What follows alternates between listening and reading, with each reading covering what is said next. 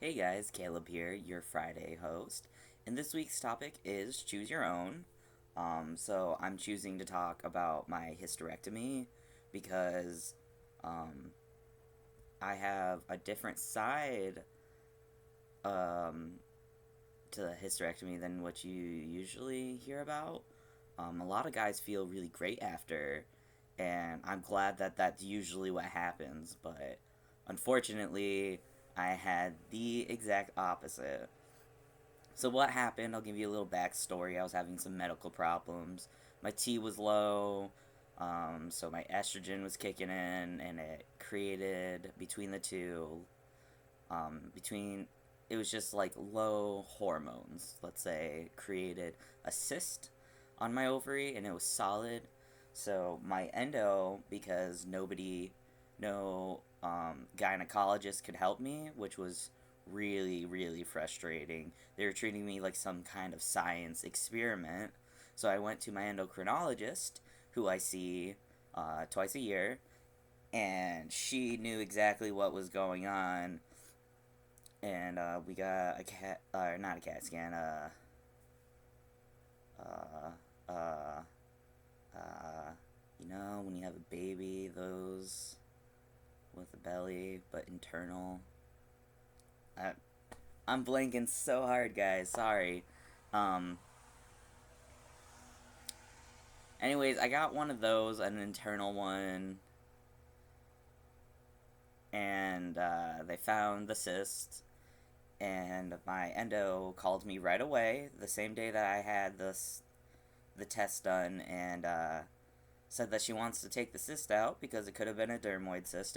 Turned out it wasn't. It was just a solid mass that hurt a lot. But she asked if I wanted a sex changing hysterectomy, and I was like, you know what? Since they have to be in there, you might as well take it out so that way I don't have to have another surgery. Because I never really cared if my reproductive organs were there. That never bothered me at all. But I was like, so that I can change my sex marker on my birth certificate, yes, I would like to have it. So the surgery went fine.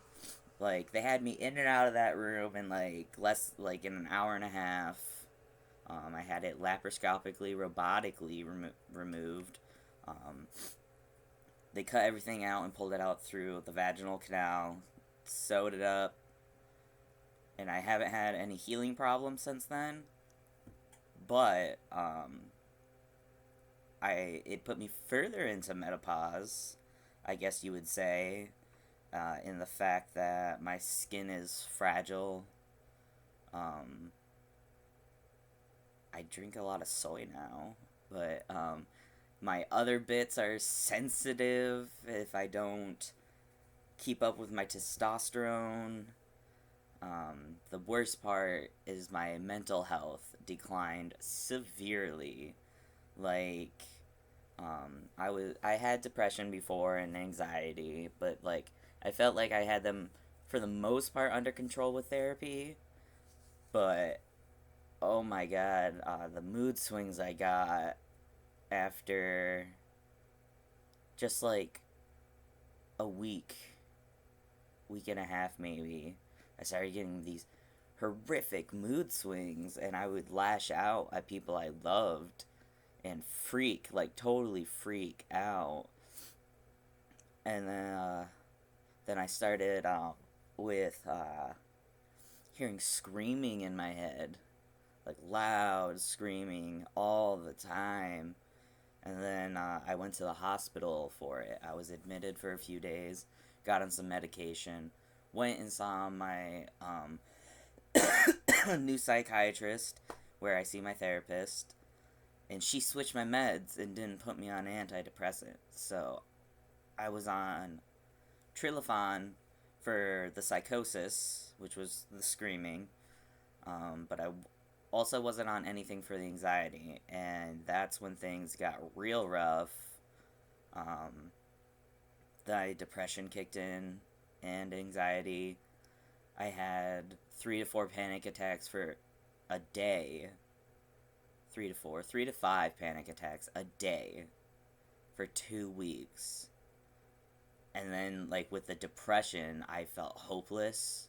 There was no hope in the world. Everything was gone. I would just lay in my bed, and when my friends could get me out of bed, like, I would just ask them, like, am I gonna be like this forever? Am I gonna be like this forever? And then it got to the point where I felt unsafe, and I couldn't handle feeling how I felt, and I'd rather have. I wanted to take my own life because of how terrible I felt. So I was hospitalized again, this time for an extended period of 10 days in a hospital that is just mental health. I was diagnosed with anxiety, panic disorder, reoccurring depressive episodes, and psychosis.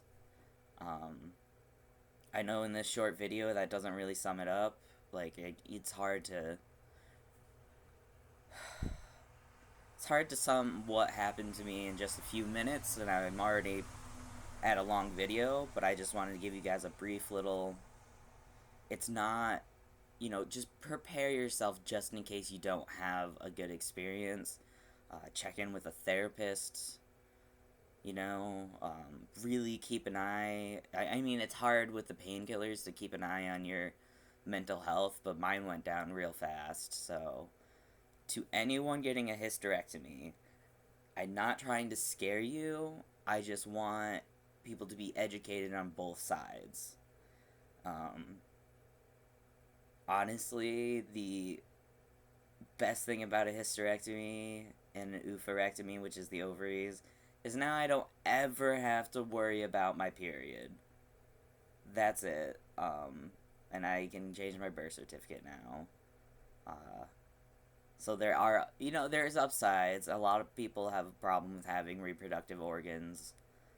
I didn't, so that's not like an upside for me. They're just gone now, and I'm like, okay, whatever. So, that's all I have to say for this, and I will see you guys next week.